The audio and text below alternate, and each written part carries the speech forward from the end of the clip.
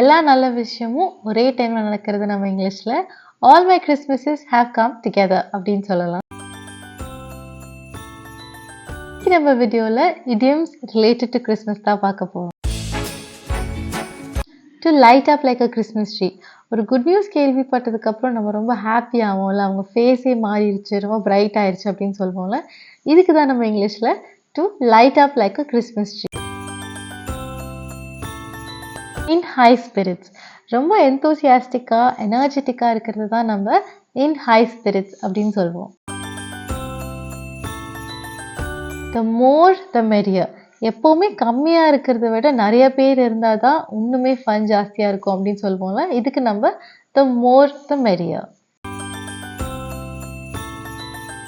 Christmas game early, இதுக்கான meaning வந்து ஒரு அன்எக்ஸ்பெக்டடான நல்ல விஷயம் நடக்கிறத நம்ம Christmas game early. As busy as else, ஒரு விஷயத்துக்கு எல்லாரும் டீமாக சேர்ந்து ப்ரிப்பேர் பண்ணுறது தான் நம்ம as busy as else. That's it for today's video. Thank you so much for watching. இந்த idiomsல எது உங்களோட ஃபேவரட்? நீங்கள் எப்போதான் அதை கேள்விப்படுறீங்கன்னா மறக்காம கீழே காமெண்ட்ஸில் எஸ் அப்படின்னு காமெண்ட் பண்ணிவிட்டு இங்கிலீஷ் வித் கான்சாக்கு சப்ஸ்கிரைப் பண்ணிக்கோங்க. And I'll see you very soon in my next video. Bye.